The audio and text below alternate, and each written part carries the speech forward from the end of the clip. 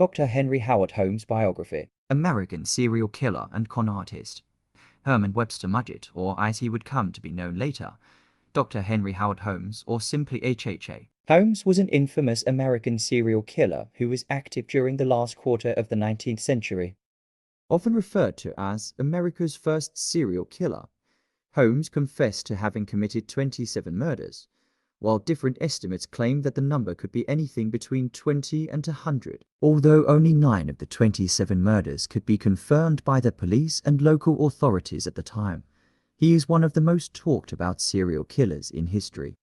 Due to several inconsistencies and repeated alterations in his confession, the actual number of his victims and the exact procedure of the murders remain shrouded in mystery to this day. His notorious career came to a halt when he was finally taken into custody by the police in 1894.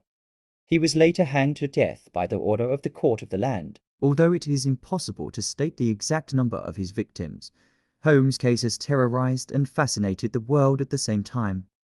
Childhood and early life. H. Holmes was born on May 16, 1861, to Theodore Page Price and Levi Horton Mudgett. The third among the siblings, Holmes was named Herman Webster Mudgett at birth, a name which he discarded later in his life.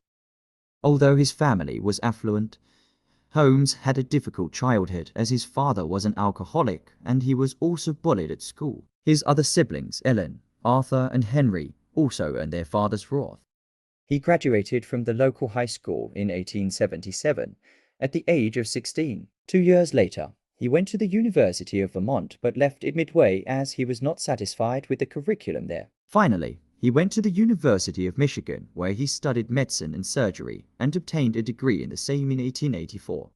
Major life events. While at the University of Michigan, Holmes was involved in a scam of stealing cadavers from the laboratory, performing experiments on them and claiming insurance money for them. After leaving the university, he spent the next 2 years moving from job to job and running small scams.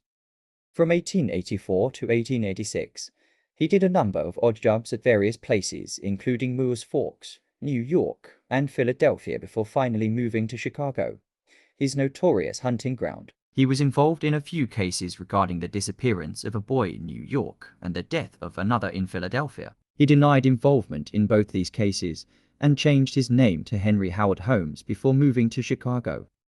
In the August of 1886, he arrived in Chicago and immediately got a job at a drugstore owned by Elizabeth S.N. Holton and her husband. Mr. Houston mysteriously disappeared in the months that followed and was believed to be dead. Holmes bought the drugstore from Mrs. Houston, who, like her husband, disappeared mysteriously after that. He ran some more scams from the drugstore, and when he had enough money for funding his future plans, he left the business. From the proceeds of his scams at the drugstore, he purchased a piece of land across the drugstore, where he went on to build an elaborate 3-storied hotel, which the locals dubbed as the Castle. Built on 601603 West 63rd Street, this building would go down in history as the site for all the horrors that he would perpetrate on scores of people. The hotel was formerly named the World's Fair Hotel, as it was meant to host the people who would come to the Columbian Exposition held in 1893. The hotel, which would later become one of the most infamous buildings in the history of America, was a complete maze with a host of rooms, deceptive doors and hallways, stairways that would mislead people, and a number of other confusing and misleading structures. It was constructed in such a way that none of his victims could find a way out in case they tried to escape. Post the opening of the hotel in 1893, Holmes lured many victims, mostly females, into one of the many rooms in the hotel which he had designed specifically for killing them. His methods were grotesque and ranged from hanging his victims to suffocating them or leaving them in a vault to die of hunger and thirst. After killing them, he would either dispose of the bodies by burying them in lime pits or perform experiments on them and later sell the skeleton and the remaining organs to medical schools. All this while, Holmes had been running insurance scams from time to time. One of his associates in the insurance scams was Benjamin Pitezel, whom he had met during the construction of the hotel. Together, they ran a scam which involved swindling $10,000 from an insurance company by faking the death of Pitezel and collecting the insurance in his name. However, Holmes killed Pitezel and took all the money for himself. Fearing that they would come after him later, he also killed 3 of Pitezel's 5 children. Arrest, Trial and execution. Holmes was finally apprehended by the police on November 17, 1894, in Philadelphia after they got a tip from an inmate named Hedgebeth, who was one of his accomplices in the insurance scams. His first conviction was that of insurance fraud, but the police had grown suspicious of his activities at the castle and decided to investigate there.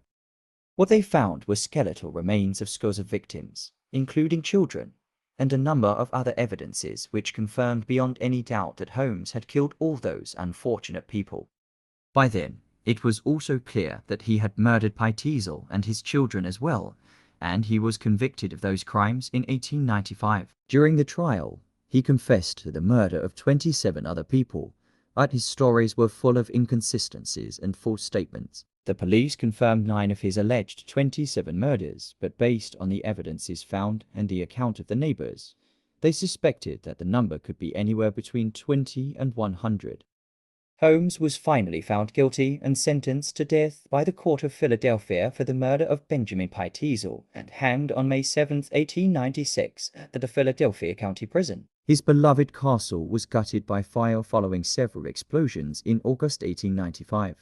Personal life and legacy. Holmes married thrice in his life. His first marriage was on July 4, 1878, with Clara Lovering just after he had finished his high school. The couple had a son, Robert Lovering Mudhead, who would grow up to be the city manager of Orlando, Florida. His second marriage was to Myrta Belknap in Minneapolis, Minnesota, whom he married on January 28, 1887, while still being married to Clara. They had a daughter together, Lucy Theodate Holmes, who became a public schoolteacher in her adult life. His third and final marriage took place on January 17, 1894 in Denver, Colorado, with Georgina Yo. He was married to both Clara and Myrta at the time. He did file for a divorce with Clara in 1887, but it never came through, and he remained married to all 3 women till his death.